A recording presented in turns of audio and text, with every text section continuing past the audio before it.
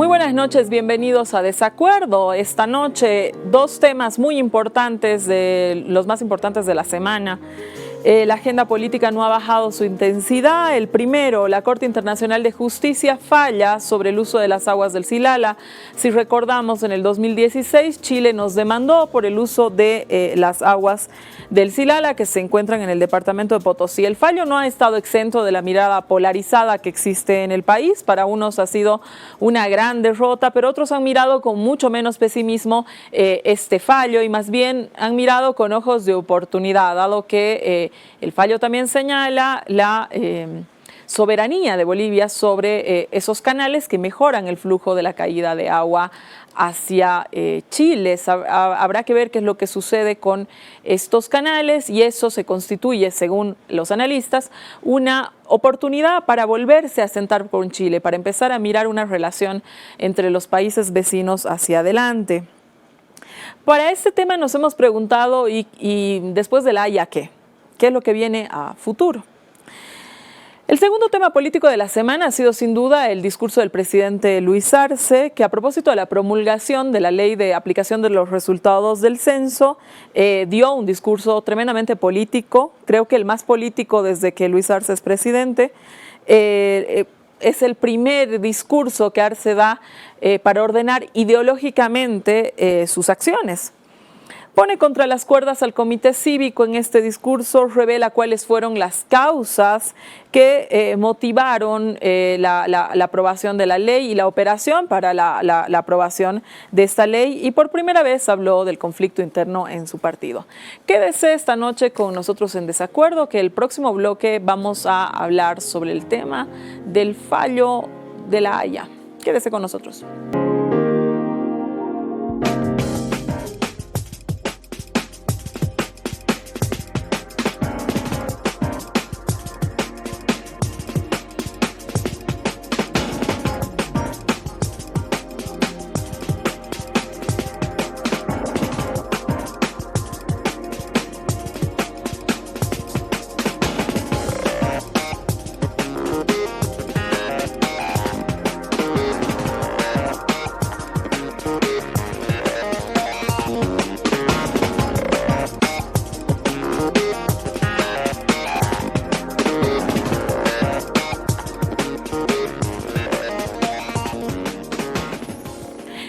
Esta noche le quiero dar la bienvenida, está con nosotros vía Zoom Eduardo Rodríguez Belcé.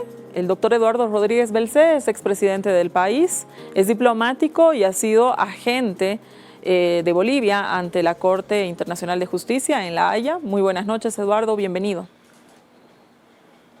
Buenas noches, Susana, y a todos los que siguen el programa. Un gusto estar con ustedes. Quiero empezar por un tuit que usted ha lanzado esta semana a propósito del fallo de la Haya, donde establece que en el resultado no hay ni vencedores ni vencidos. ¿Por qué lo ha dicho? Quiero que nos explique de manera breve, digamos, cómo desde su mirada se puede entender el fallo de la Haya. Claro, con mucho gusto. Para sostener que no hay ganadores ni vencidos, me apoyo en el propio fallo, que si se lo examina con un cuidado, la Corte no ingresa a resolver los objetos o los petitorios de las partes.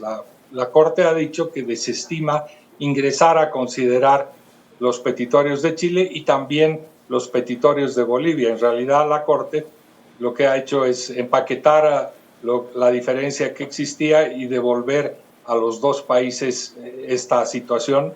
Y en rigor no ha resuelto nada la Corte. Lo que ha advertido es que en las respuestas que han dado las partes a sus demandas hay ciertas coincidencias que la llevan, según su estatuto, a definir que no necesita ingresar, de manera que la Corte no ha dado la razón a uno ni a otro, simplemente ha dicho aquí este proceso no tiene objeto que tenga que yo resolver, de manera que por eso yo creo que el estado de situación de la diferencia del Silala abre unas perspectivas interesantes para empezar a tratar con mayor seriedad, con más apego al derecho internacional de aguas y sobre todo a partir de una vecindad más constructiva. Pero eso es prácticamente un escenario en el que no hay ganadores ni vencidos. Esa es mi explicación sucinta. Doctor, hay un tema que, por supuesto, vamos a ir ahondando más adelante en desmenuzar un poco este fallo y qué es lo que significa, y como usted lo ha dicho, para muchos se constituye una oportunidad sobre el uso de las aguas y el relacionamiento con Chile con respecto a estas y otras aguas que compartimos, ¿no es cierto? Pero tenemos un tema con Potosí. El Comité Cívico Potosino ha establecido que el hecho de que Bolivia haya cambiado de opinión sobre la condición del Silala, es decir, de manantial a río, se constituye en una traición a la patria. ¿Qué contestaría usted sobre esto? Para contestar esta pretensión que tiene el Comité Cívico, y no solo el Comité Cívico, muchos políticos activos, opinadores, y gente que sigue parece compartir este desencanto con el fallo de Chile. Una muy breve contextualización de lo que significa este diferendo. Desde que Bolivia suscribió con Chile el Tratado de Paz y Límites en 1904 y luego aprobó un trabajo de demarcación de límites en 1906, el Silala estaba consignado y sigue consignado en el Tratado de 1904 como un río. Se registra un río. Este registro de un río también está en las actas de los comités o las comisiones limítrofes binacionales que a lo largo de muchos años y regularmente verifican la densidad de los hitos, trabajan en su caso, rectificar o ajustar cualquier diferencia, y en todas esas actas sigue figurando como río. Y también recientemente, cuando Bolivia registra los parques nacionales de la zona para el Tratado de Ramsar, que es un tratado que se ocupa de los humedales y las garantías medioambientales, Bolivia también registra el año 2008 esta zona y sus límites consignando el río Silala. De manera que no es que el Silala haya sido convertido de pronto en un río internacional, ni mucho menos. Ya Chile en su demanda presentó un sinnúmero de pruebas literales, documentos que así lo destacaban. Y hay que recordar, y esto es muy importante, que fue después de casi 90 años que se suscribió esa concesión, cuando en Bolivia advierten de la existencia del río Silala o del Silala o los manantiales, lo que queramos llamar. Y esto provoca una reacción administrativa que deviene en la cancelación de esa concesión y una actividad parlamentaria que instruye que se modifique la consignación de Silala como río y solamente se inserte o se registre como manantiales del Silala, porque por entonces, estamos hablando de fines de los años 90, habrían surgido teorías, algunos estudios, hay uno muy particular del ingeniero Basoberri que se refiere al mito del Silala y describen que este no sería ningún curso internacional, sino más bien un conjunto de manantiales que se originan en Bolivia y simplemente se autoinsumen, y fue producto de una canalización que se desvían hacia Chile. Con esta información, la Cancillería, bajo la administración por entonces del canciller Javier Murillo, tiene intercambios diplomáticos con Chile, donde le hace saber que el entendimiento de Bolivia era que no se trataba de un río, sino de manantiales, y que el uso que se le estaba dando era inapropiado o ilegal, por decirlo menos. Esta postura fue ratificada por la siguiente gestión de gobierno, por el entonces canciller Gustavo Fernández, que también mantuvo intercambios con Chile y sostuvo no solamente esa postura, sino también ya entonces indicó que uno de los cursos de acción para resolver estas diferencias era acudir a un arbitraje internacional o acudir ante la Corte Internacional de Justicia el año 2002. Por supuesto que Chile no aceptó y las relaciones se enturbiaron. Y además hay un detalle fundamental que destacar de este tiempo, que Bolivia privatizó las aguas del Silala, realizó una acción administrativa por la cual la entonces Superintendencia de Aguas concedió la explotación comercial de las aguas del Silala a una firma Ductec. Esta actuación administrativa del Estado boliviano generó la protesta de Chile y lo que a mi juicio representó el inicio de la preparación de una demanda de Chile por esta diferencia. La firma Ductec consolidó su concesión, la tuvo vigente por casi 3 años y facturó a Chile, sobre todo a los usuarios directos de las aguas Codelco, el municipio de Antofagasta y otros usuarios, por los importes del uso de esas aguas. Esta actuación fue rechazada abiertamente por Chile y posteriormente se canceló esa concesión. Pero abrió lo que a mi juicio es una brecha fundamental en esta diferencia. Una pregunta, doctor, sí. una pregunta para entender bien clara esta parte de la historia que a veces queda un poco en la nebulosa. ¿Con qué objeto, desde su perspectiva, de pronto se cambia, ¿no? Una nominación de río, como estaba desde los documentos que usted cita, desde el Tratado de 1904 hasta otros posteriores, ¿no es cierto?, a la condición de manantiales, ¿no? ¿Con qué objeto se cita? ¿Cuál era la calidad de estos estudios que hacen que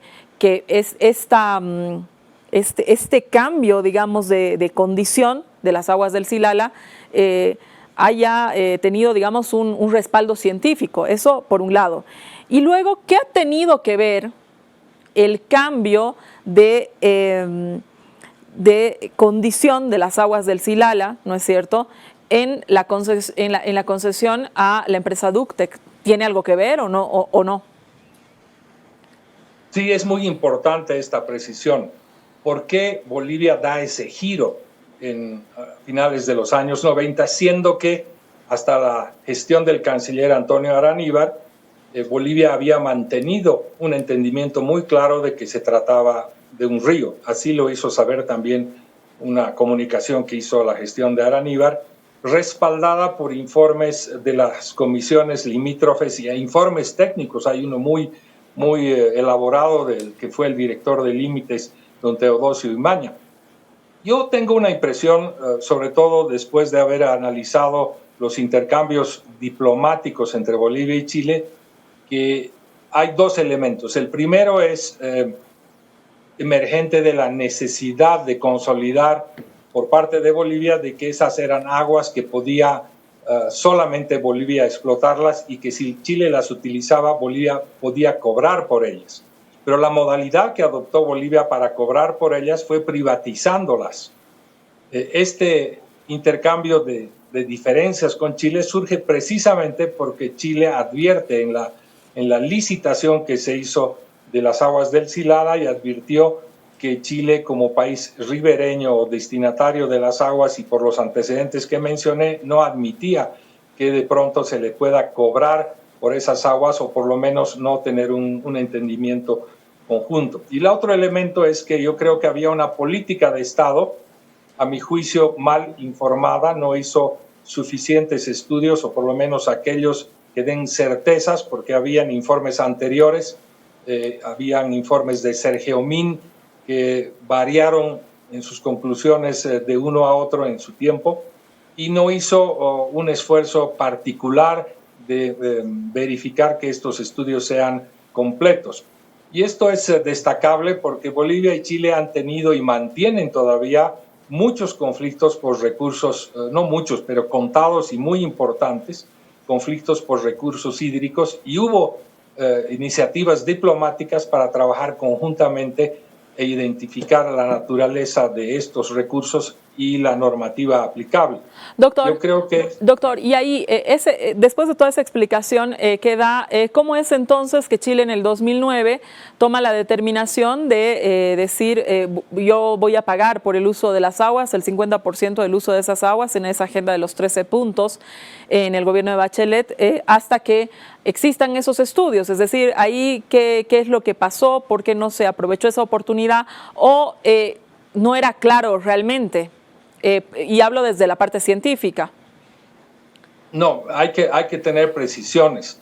Estamos dando un salto muy grande a 2009. Entre el 2002 y el 2009 se sucedieron varias gestiones en las cuales se hizo un intento muy serio, y hay estudios y correspondencia diplomática que estaba orientada a realizar estudios conjuntos. Incluso se dieron algunos primeros pasos y por entonces todavía no había certeza alguna que pueda llevar por lo menos a Bolivia a considerar que su tesis del manantial era definitiva. Tanto así que cuando se hace la agenda de los 13 puntos, se habla de la cuestión del Silala y de los recursos hídricos, pero no se conviene en definitiva de qué se trataba, por una parte. Y luego el 2009 fue producto de ese acercamiento de una política de generar confianza mutua, en la cual hubieron intentos muy serios de aproximación que se fundaron primero en realizar estudios para saber exactamente cuál era la naturaleza de este recurso. Segundo, en tanto duren esos estudios, y se fijó un plazo de hasta 4 años, había efectivamente un propósito de Chile de que los usuarios, no el Estado chileno, los usuarios de las aguas del Silala, en un 50% de su flujo, podrían acceder a pagar un monto. Pero este propósito no llegó a suscribirse. Todos conocen que el Comité Cívico de Potosí fue muy intenso en reclamarle al canciller Choquehuanca en que no había lugar a que se acepte eso, incluso con medidas de hecho, y se perdió la oportunidad porque simplemente ese intento no fue una formalización de que iban a pagar, estaban discutiendo un borrador, no llegó a convertirse en un documento definitivo. Y como conocemos en derecho internacional, ese tipo de manifestaciones o voluntades no constituyen un precedente exigible. Esa es la jurisprudencia, por lo menos del último fallo de la causa marítima. Los estados pueden tener posturas, pueden negociar, pero eso no representa verdades que sean exigibles judicialmente. Uh-huh. Ahora, para ir cerrando, doctor, ¿qué podemos esperar? ¿Qué deberíamos hacer ahora respecto a los derechos bolivianos? Que eso también ha quedado medianamente claro, que es el tema de nuestra soberanía sobre los canales, ¿no? Bolivia podría retirarlos, debería retirarlos, eso significaría entrar en una mesa de negociación, no significaría...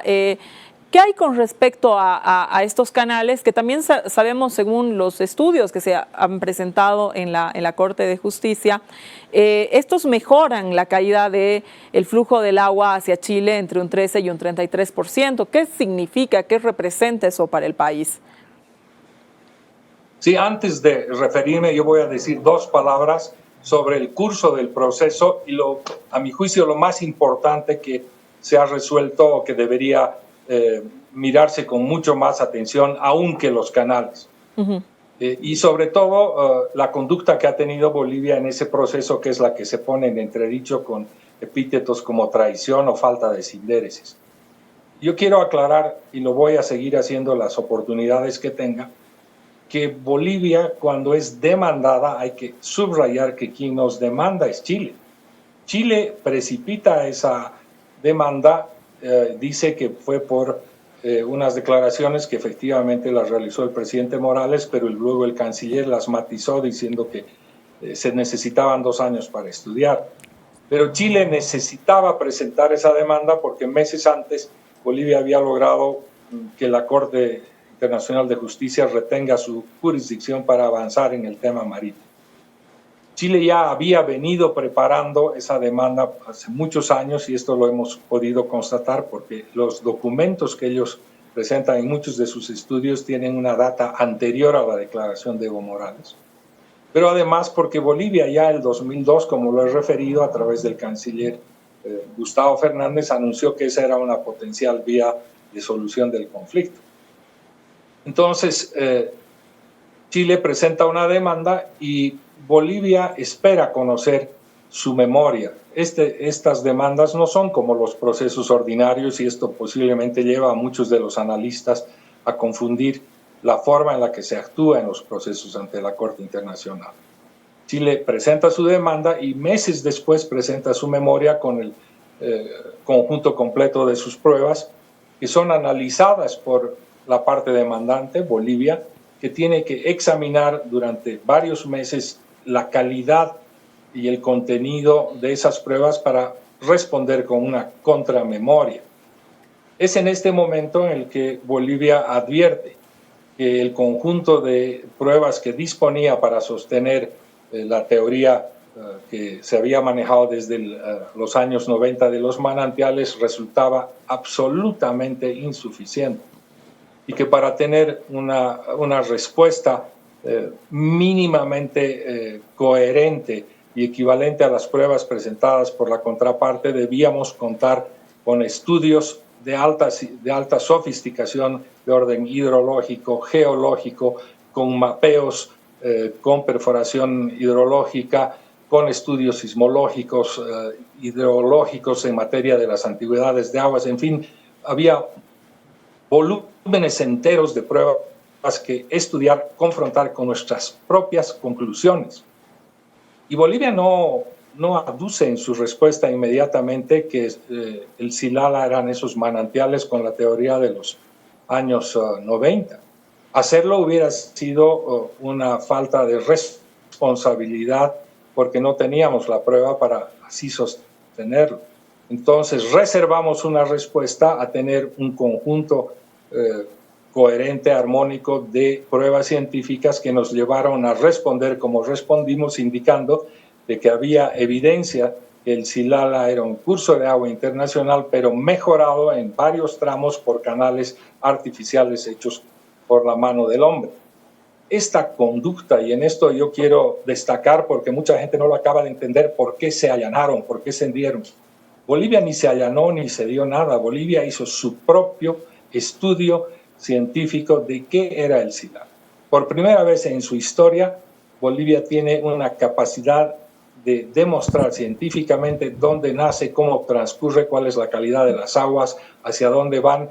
Se han forjado modelos científicos que te indican cuál es el Silala con canales, sin canales, cuál es la afectación hidrológica, la captación de carga, descarga, cuánto afectan las lluvias, las nevadas, todo lo que se necesita saber y conocer para sostener responsablemente que es el Silala, lo hemos hecho en la demanda marítima.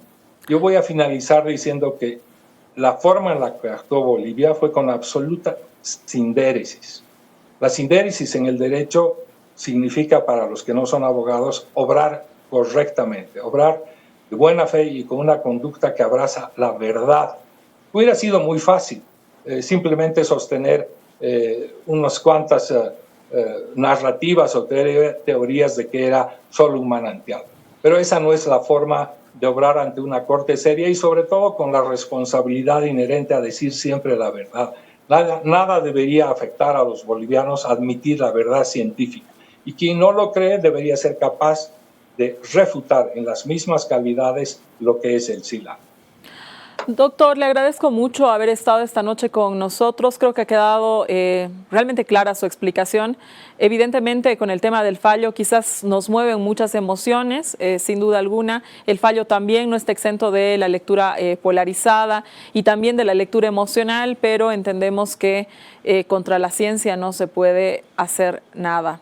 Así que muchas gracias por su participación esta noche. Creemos que esto puede ser un punto de partida al nuevo relacionamiento con Chile, con el que seguramente habrá oportunidad de hablar con usted. Muy buenas noches, gracias por habernos acompañado.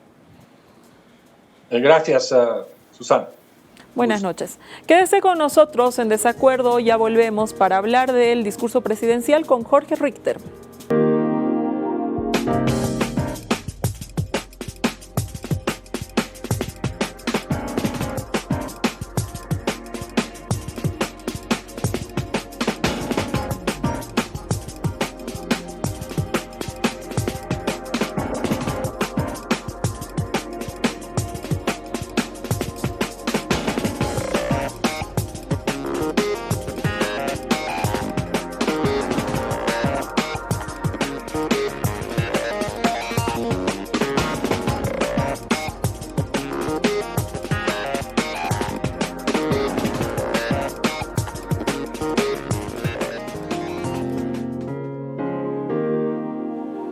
como lo anunciábamos, en este bloque hablaremos con Jorge Richter del mensaje que dio el presidente a propósito de la promulgación de la ley de aplicación de los resultados del censo, un discurso que analistas señalan que es el más político desde que ha iniciado su gestión.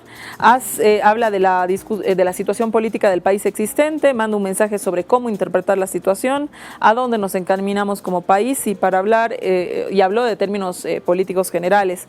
Arce, en mi opinión, Jorge, se vio bastante elocuente, bastante convincente, bastante fluido. ¿Cómo tú nos resumirías brevemente este discurso presidencial? ¿Cómo está, Susana? Buenas noches. Siempre un cordial saludo para toda la gente, las bolivianas, los bolivianos. El discurso del presidente era necesario en función de dos aspectos que se habían dado en los últimos por lo menos 45 días de manera dramática. Dramática digo porque la gente del Comité Interinstitucional no quiso en ningún momento escuchar posibilidad alguna de diálogo para evitar el paro y estaban absolutamente convencidos que ese era el camino que ellos debían seguir porque no era el tema del censo el hecho central para ellos, sino el poder amplificar al país entero este conflicto. Y por supuesto las consecuencias también de un conflicto, Susana, con visión clara de derrota. Entonces, ellos han generado en el país una situación, como te digo, dramática en las consecuencias. Muerte de recursos económicos, mayor profundización de la distancia social entre dos sectores sociales en el país y, por supuesto, una también profundización de la enemistad, si tú quieres, de ese problema irresuelto que es el conflicto Oriente-Occidente, que a su vez está transversalizado por cuestiones de racismo. Entonces, en ese aspecto había que hacer algunas puntualizaciones, pero también habían sobre la solución que se consigue, sobre la solución final, y ahí solamente este paréntesis, el objetivo era pacificar Santa Cruz. Y ese objetivo el día de hoy, en esta noche misma, se ha conseguido porque Santa Cruz no está a perpetuidad tranquila, pero ha logrado una estabilidad social en estas horas y una paz social que significa trabajar en paz, el reaseguro de tu integridad física cuando sales a las calles, todo aquello que no se tenía en esos días de paro. Entonces, sobre los criterios internos que se vertieron respecto de cuál debía ser la solución para Santa Cruz y que se extremaron ahí algunas frases y algunos adjetivos que no corresponden y que en justicia tampoco son aplicables, pues había que hacer unas puntualizaciones. Y el presidente señaló cómo transcurrió este conflicto, cuál fue la solución que se buscó para que la misma vaya por el camino de la paz y habló claramente de ese término que se ha tratado de instalar, que fue una traición porque va en la lógica de los pactos. Y no es un pacto lo que hay, es un acuerdo de circunstancias para cumplir un objetivo. Vamos a hablar de esta primera parte que señalas, Jorge. La dirigencia cívica de Santa Cruz y algunos analistas adscritos al Comité Cívico, digamos que funcionan como voceros del Comité Cívico, han señalado a este discurso presidencial como como una ofensiva, digamos, ¿no? Una nueva ofensiva del presidente Arce en contra del Comité Cívico, como una suerte de amenaza. ¿Qué opinas de esto? Hay algo que es muy claro, Susana. Ellos tuvieron una posibilidad de acordar una salida negociada, dialogada, que les hubiese permitido obtener lo mismo que finalmente han aceptado, que el censo se realice el año 2024, que los recursos se distribuyan en el segundo del 2024 y que también se reasignen los escaños para la Asamblea en función de las nuevas proporciones de población. Esto lo hubiesen logrado sin tener que ir al paro porque se les ofreció el día 22 de octubre en manos propias del rector de la universidad. Entonces ahí tomaron otro camino, porque imaginaron también otros escenarios de apoyo, un apoyo nacional de movilizaciones masivas y una réplica del modelo 2019 de ruptura institucional. Como creyeron que eso era posible, se lanzaron a ese paro inexplicable, irracional y que ha generado unos daños al país. 4 personas muertas, violencia en las calles, una jovencita con la vida desgraciada por lo que ocurrió allá, y que un periodista en Santa Cruz decía, pero eso ocurre todos los días, como si eso tuviese que normalizarse también. Y por supuesto, en tema económico, más de 1.200 millones de dólares de pérdida. 1.200 millones, Susana, en posibilidades de lo que ellos tienen que percibir como recursos adicionales por la población que han sumado, significa más o menos 50 años que han dilapidado en 36 días. Imagínate eso. Entonces, como hay responsabilidades, Susana, ahora se tienen que cobijar para eximirse de las mismas en lo que ellos llaman y denominan persecución política. Y a ese señor Bolo Morales, que el señor Calvo le está abriendo un proceso penal por haber estado el día que levantan el paro en las inmediaciones de su casa, le abre un proceso penal. ¿Eso qué se llama? Persecución política, restablecimiento de los derechos del señor Calvo, reaseguro de los derechos, establecimiento o compensación de su dignidad. Eso no es persecución política. La persecución política es una construcción conceptual y comunicacional para no tener que dar cuentas y rendir sus responsabilidades por lo que han afectado a Santa Cruz. En este escenario, Jorge, hemos analizado un montón el paro, desde todas las miradas que te puedas imaginar, desde todas las miradas posibles, todas las entradas las hemos hecho en desacuerdo. Le hemos dedicado casi un mes al análisis del paro.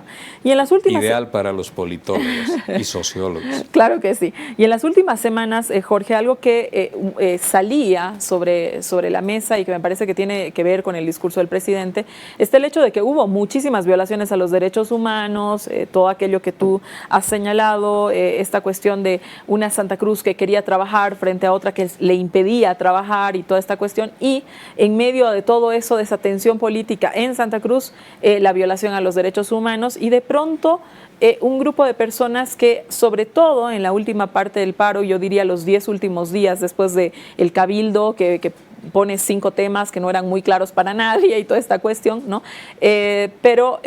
Esos 10 últimos días de gente de pronto que sentía que estaba desprotegida, ¿no? Y entonces, en coincidencia un poco con lo que señalaba Luis Arce en su discurso presidencial, ¿qué pasó? ¿Por qué el Estado no desembarcó con más fuerza para evitar esta violación a los derechos humanos? Había 2 caminos, Susana, 2 caminos. Uno, que se pedía, y también desde las fuerzas internas del mismo movimiento al socialismo, que se pueda reprimir y se pueda establecer un estado de excepción. Eso significa movilizar militares, eso significa cancelar algunos derechos por un determinado tiempo. Pero esa posibilidad incluía, por supuesto, una violencia en la parte de la represión y en los grupos parapoliciales que movilizan a través de la Unión Juvenil Cruceñista y las organizaciones delincuenciales. Digamos que ese hubiera sido el escenario ideal para ellos. Ese era el escenario que buscaban y al cual han intentado forzar desde el primer día la gente del Comité Interinstitucional. ¿Recuerdas tú que, creo que esto era el día 7 u 8 de noviembre, cuando se retiran de la ciudad de Trinidad, de la mesa técnica, el señor Calvo, el señor Camacho y el vicerrector Reiniero señalan y dicen, ahora se van a profundizar y radicalizar las medidas de presión? Y Calvo señala y dice, a partir de ahora cualquier situación de violencia o cualquier víctima es responsabilidad del presidente Arce. Inmediatamente después, esa noche, atacan Bellavista y atacan el Plan 3000 y se produce una noche tenebrosa en términos de violencia. Esa era una salida y un camino. A muchos les podía interesar aquello, sobre todo a los dueños de la calle violenta como el gobernador de Santa Cruz. La otra salida era insistir en una búsqueda más pacífica y dialogada. En el momento en el que ellos señalan y dicen que pueden trasladar el conflicto a la Asamblea Legislativa, ahí hay una oportunidad para solucionar el conflicto de manera pacífica. Ellos lo pueden querer presentar como algo que han conseguido, pero la consigna del 2023 no la han conseguido. En términos de victorias y de derrotas, no lo han conseguido. Entonces, ¿Qué opción se generaba? La opción de trabajar una ley que no afecte la constitución política del Estado y que les reasegure a ellos lo que significa la redistribución de los escaños. Eso no daña la constitución política y tiene un objetivo: pacificar rápidamente Santa Cruz en un momento de alta tensión. ¿No estaba todo ya escrito en no solamente el decreto de Arce, sino también en la otra normativa? Estaba escrito en el decreto del presidente, del 4824, ahí señala fecha, 23 de marzo del 2024, y redistribución de recursos para el segundo semestre del año 24. Eso ya estaba escrito. Pero ellos necesitaban, y esta era la salida que buscaron, algo medianamente decoroso, presentable para lo que había sido un paro inmisericordia en Santa Cruz, pero que no conseguía y no lograba absolutamente nada. En esa su desesperación hacen este planteamiento de llevar a través del Cabildo preguntas que tú nunca conocerás con anticipación. Eso es algo que hay que analizar. ¿Quién redacta las preguntas? ¿Con cuánto tiempo de anticipación las preguntas ya están listas? ¿Y por qué no se las entrega a la sociedad que se supone tiene que deliberar? Pero bueno, ese es un tema que hay que mirar. A través de ese cabildo trasladan el conflicto a la Asamblea Legislativa y presentan una ley hablando de 2023. Por lo tanto, la gente de la bancada del MAS de Santa Cruz presenta ellos también un proyecto de ley cuidando que no haya una vulneración de la Constitución política y reafirmándoles algo. ¿Qué es ese algo? La Ley 026 del régimen electoral. Ahí dice en el artículo 57 que la reasignación de los escaños se realiza después de que haya un censo de población y vivienda. O sea que el Tribunal Supremo Electoral lo iba a hacer porque tiene que cumplir la ley. Bueno, además salió e hizo compromisos y toda la... Pero al margen de hacer los compromisos, si no hubiese conflicto en el país, tendría que hacer esto porque la ley señala aquello. Si hubo un censo, usted tiene que reasignar los escaños, que no es solamente una cuestión poblacional, ahí hay otros criterios también, temas de desarrollo económico, temas de poblaciones pequeñas y que no hayan desequilibrios entre una región con indebida representación. Pero eso ya es una tarea del Tribunal Supremo Electoral. ¿Lo necesitaban? ¿Jurídicamente se necesitaba? No. ¿Pero era un camino para poder retirar el conflicto y pacificar? Sí. ¿Ellos lo quieren acreditar como una victoria? Lo van a hacer, pero la gente sabe que lo que dijeron que iban a conseguir, Camacho siempre dijo que era innegociable, pues ellos sabían que no han conseguido aquello y que en esos términos de victoria y derrota, como evalúan, pues han tenido ahí una derrota. Una analista que es muy adversa al gobierno y muy favorable, digamos, al Comité Cívico Cruceño, estaba muy molesta con los resultados de todo el conflicto y decía, ¿ustedes ven a alguien en Santa Cruz celebrando? Se preguntaba. No, se contestaba. Entonces, ¿qué hemos ganado? Las victorias se celebran. Entonces, ellos tres salieron juntos alguna vez a festejar? Me parece muy sugerente esto que han dicho, porque lo deja en el campo de esta cuestión, en esta cuestión de lo de suma cero, de quién gana y quién pierde. Y este conflicto, yo creo, Jorge, que no ha ganado nadie, ¿no? Definitivamente no se puede establecer que hay una victoria para alguien, ¿no? Si cuando tú tienes 1.200 millones de pérdida, cuando tienes 4 vidas humanas perdidas, 36 días parados, es decir, no puede significar este resultado una victoria para nadie. Ahora, del otro lado, digamos, dentro del campo del movimiento al socialismo, la ley que evidentemente ha servido para que lo que tú señalas, blindar de alguna forma, que no haya otro intento de paro el fin de semana, digamos, ¿no? Que eso es así. Ha servido también para tensar mucho dentro de la Asamblea Legislativa, acusaciones de traiciones y toda aquella cuestión que obligaron a que el presidente explique cuáles habían sido las razones por las que opera la aprobación de la ley en la Asamblea. Dicho esto, ¿tú crees que el presidente más adelante, cuando lo necesite, va a tener apoyo en la Asamblea Legislativa? Quiero solo cerrar previo lo que habías dicho de esta. ¿Es analista o es un analista? Una mujer, okay. Sí. Haber planteado el paro cívico y su lucha, entre comillas, por el censo, porque en realidad era por otra cosa, haber planteado en términos de victoria o derrota, y exacerbar el discurso en una radicalidad y en una violencia los ha terminado a ellos encorsetando en ese mismo discurso, del cual ya no podían salir porque la sociedad estaba exacerbada, habían caldeado demasiado los ánimos. La gente del Comité Interinstitucional, los medios de la corporación mediática, toda la portavocía que son bastantes allí en Santa Cruz, que todos los días han estado insistentemente radicalizando el conflicto. El resultado ha sido que cuando ya no pueden obtener lo que verdaderamente ellos buscaban, han tenido que tratar de encontrar salidas. Y lo que este analista señalaba es correcto. En ningún momento los tres han salido a celebrar. Y en todo caso, siempre se han ido presentando de forma individual, aislada y haciendo sus propios balances, lo cual en esos mismos términos de victoria y derrota ha sido una victoria catastrófica para ellos, pero además han devaluado una derrota catastrófica y herramienta del paro cívico y de la movilización cívica, porque la han distorsionado y la han convertido al final ya en un hecho de violencia y en un hecho que afectaba a la seguridad de los ciudadanos. Bueno, y el cabildo también, porque ahí uno podría decir en la asistencia masiva que ha tenido ese cabildo, ¿no? El último que ha habido, que verdaderamente había muchísima gente con una gran expectativa.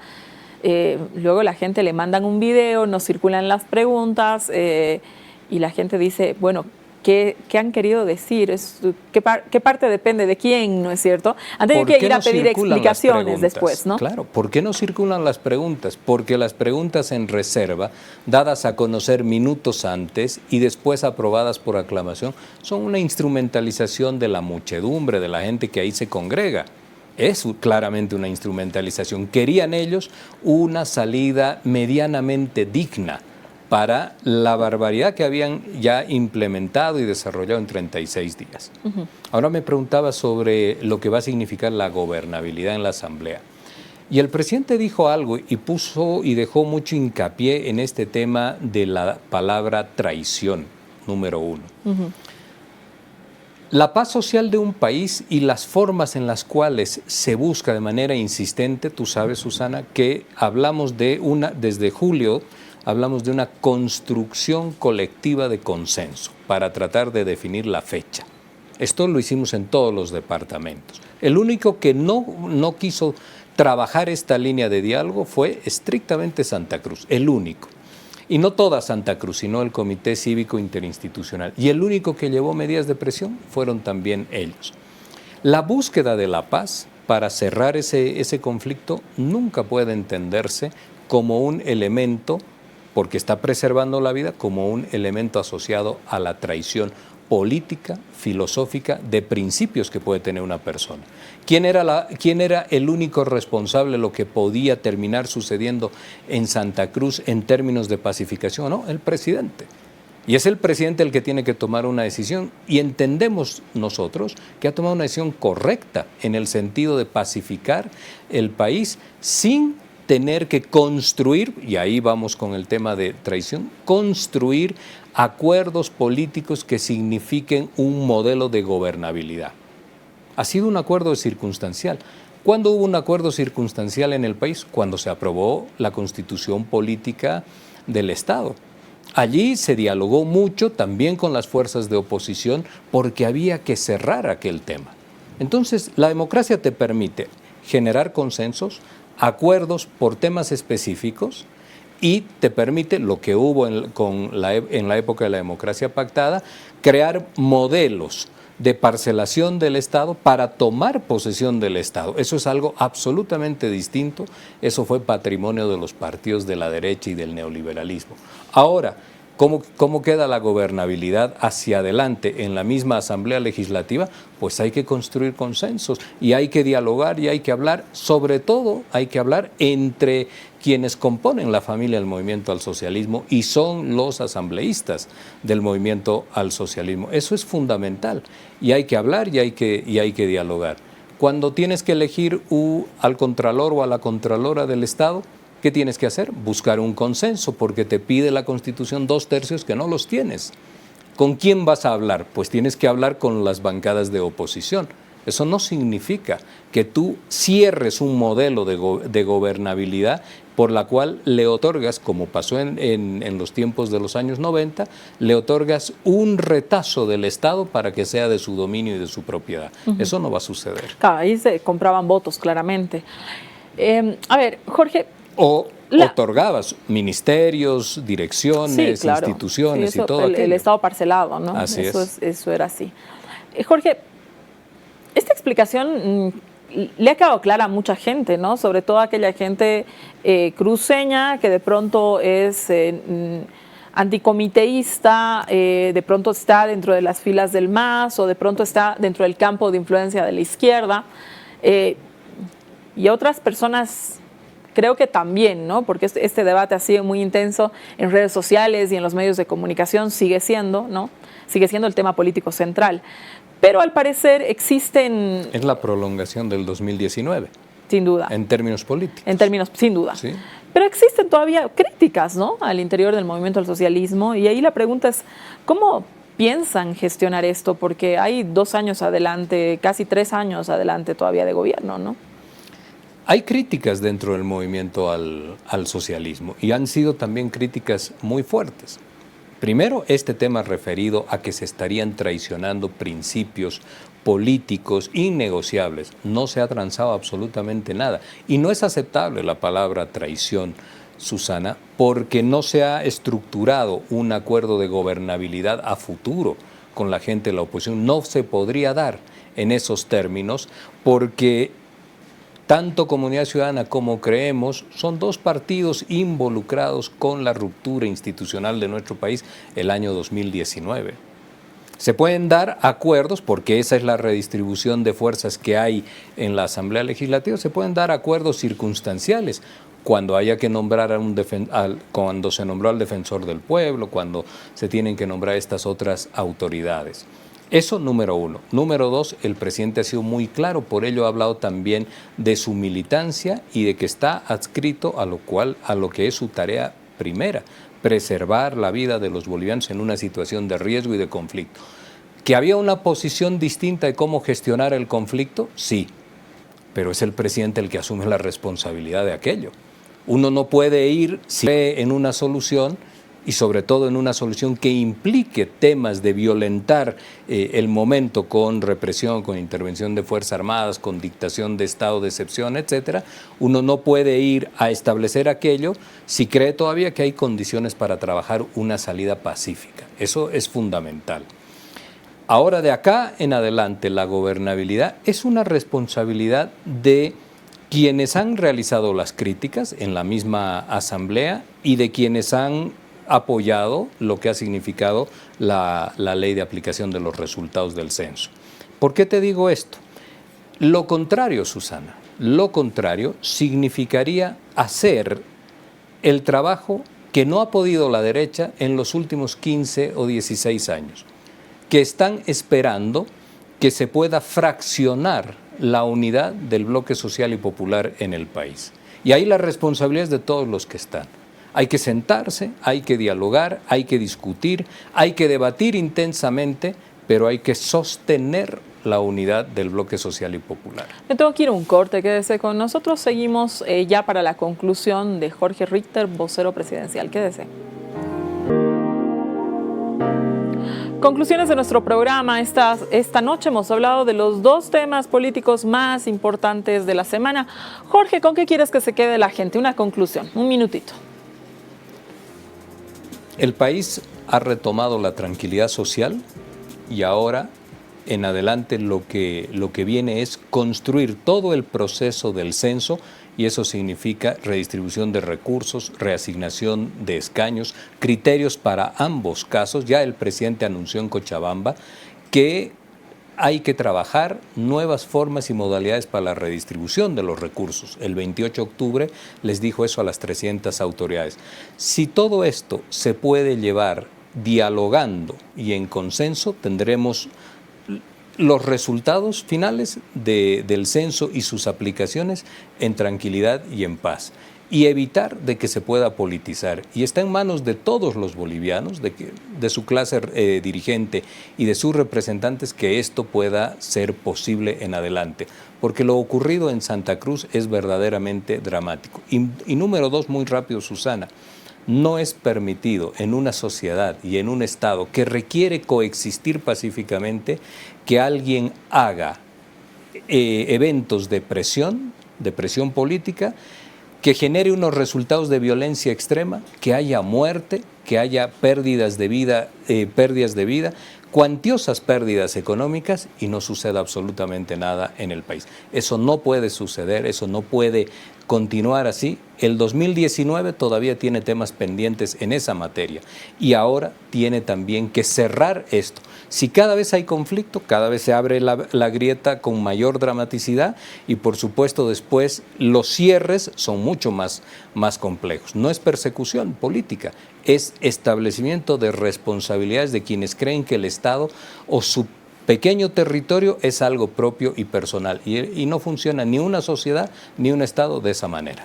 Muchas gracias, Jorge. Gracias a usted por haberme acompañado esta noche. Hemos hablado de los dos temas políticos en la primera parte. Por supuesto que nos quedamos con ese objetivo nuevo que tenemos, replantear las relaciones con Chile.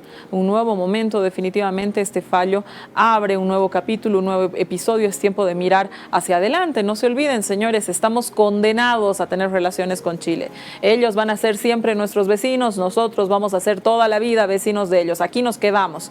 En el segundo bloque hemos hablado con Jorge Richter, que nos ha hecho una explicación, una interpretación de qué es lo que ha dicho el presidente el día viernes en su discurso. Atención al movimiento al socialismo. El nuevo proyecto político de la derecha es dividirlos. Pónganse las pilas, colegas. Muy buenas noches.